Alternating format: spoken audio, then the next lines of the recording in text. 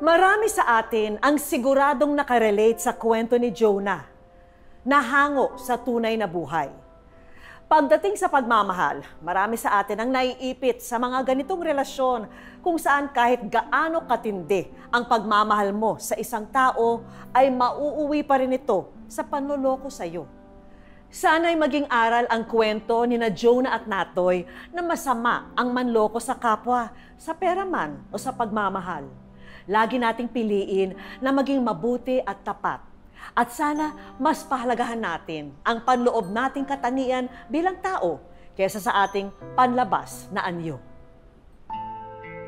2 beses sawi sa pag-ibig si Bernadette. Matagal na raw siyang hiwalay sa ama ng kanyang unang 2 anak. Ang anak naman niyang pangatlo, bunga ng pagsasama nila ng kanyang huling nobyo nang akala niya pang forever na. Pero magiging tinik sa dibdib lang pala. Nabaitan po ako sa kanya lahat. Na-develop po ako sa kanya. Wala po kasi siyang trabaho. So ako po yung nagtatrabaho that time. Siyempre po, mahal ko po lahat po ng naibibigay ko po. Malalaman ko po, pinansusugal lang po pala. Lately ko na po nalaman na gumagamit po pala. Nagte-take po ng bawal na gamot. Ang matindi, ninanakawan at sinasaktan daw siya nito. Hindi ko po alam na yung mga gamit ko po, unti-unti niya pong kinukuha, yung may mga mahalaga at saka may presyo pong gamit, binibenta niya po. Tapos po pag talagang walang-wala na po, binubugbog niya po ako. Natiis daw ni Bernadette ang sitwasyong ito sa loob ng 2 taon. Umasa kasi siya na kaya pang magbago ng kanyang nobyo, alang-alang sa kanilang anak. Pero ang nangyari, nambabae raw ito at iniwan silang mag-iina. Nalaman ko po, may iba na po palang kinakasama. Ay sobra po para po kung binagsakan ng langit at lupa. Ay wala na akong mapasukan, hindi na ako makakuha ng maayos na trabaho. Kinuha kami, sinundo kami ng tita ko, tas umuwi po kami Bicol. Balik Maynila na sina Bernadette ngayon, maliban sa bunsong anak na iniwan niya sa mga tiyahin sa Bicol. Wala na rin daw siyang balita sa ama nito. Sa ngayon, sumasideline lang daw si Bernadette sa ukayan at sa karinderya. Kaya hiling niyang magkaroon ng sariling negosyo kahit sari-sari store. At kapag maayos na raw ang lahat, magsasama-sama silang muli ng kanyang mga anak. Nanalangin pa rin ako maging maayos yung lahat. Kahit po makasama ko pa rin yung mga anak ko. Sure kami na maraming relate sa kwento ni Bernadette. Kaya naman may isang tao kaming naisip na perfect para magbigay ng advice sa kanya. Hello mga kapuso! Ako po si Jelay Andres at ako ang inyong wish ko lang angel ngayong araw! Alam niyo ba, excited na ako makita si Ate Berna kasi marami tayong surpresa para sa kanya kaya hindi ko nito patatagalin. Tara na! Ate Berna! Hi! Hello po, ma'am. Ako si Jelay Andres. Ay, ma'am Jelay. Kamusta ka, ate? Ay, okay naman po. Wow, fresh! Fresh ka naman, baby!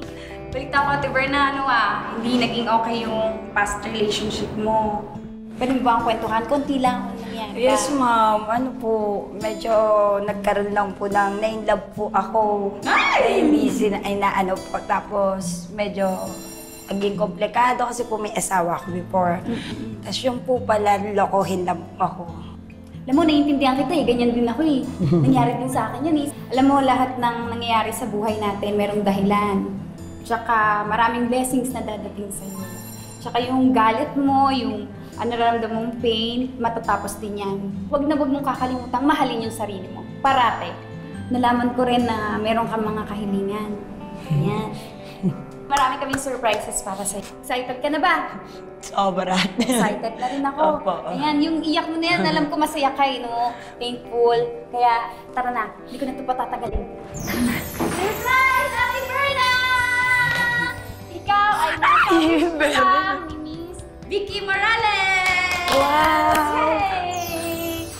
Para sa una naming sorpresa, narito na ang hiling ni Bernadette na munting sari-sari store. Sinamahan na rin namin yan ng French fries business. Sobrang blessing po. Parang hindi rin ako makapaniwala. Ito, gustong-gusto mo nito eh kasi wala ka daw nito. Sabi nila. Oh, ibubukas mo. Ibubukas mo. Sige, para sa'yo yan. Bagong-bago. Wow! Thank you! Ano yan, Ate Berna? Picture Online kami. business. Yeah. At dahil usong-uso na ngayon ang mga online business, magagamit mo na ang cellphone na yan para mabenta ang iba't ibang items na ito. Salamat po. Kahit nasa bahay po, di ba? Online na lang po. Yan, katulad niya, may sarili lang po rin akong business. Naiyak si ate. Thank you po. Yeah. Bukod dyan, sa'yo na rin, Bernadette, ang mga appliances na ito. Hindi na rin iisipin pa ni Bernadette ang mga school supplies ng kanyang mga anak ngayong darating na pasukan dahil sagot na namin yan. Thank Ito pa, Ate you. Berna. Ang wish ko lang at si Miss BK Morales ay may regalo sa yung educational assistance para sa mga anak mo. Ay, salamat po. Yay. Thank you, Ma'am Vicky. Dahil alam namin na miss na ni Bernadette ang anak niya sa Bicol, gumawa kami ng paraan na magkausap ang mag-ina. Alam mo to or pwede mo na siyang puntahan sa Bicol. Oh, regalo mo sa kanya. Thank you, Ma'am. Kapag na rin yung pangarap ko na mabibigyan kita ng gift. May surprise ako sa'yo. Surprise na sa'yo. Ano yun? Eto! Wow! I love you. At syempre, hindi mawawala Pero hindi ang pa yan wish yun. ko lang Bibigay ko savings. sa'yo. Yay. Thank you.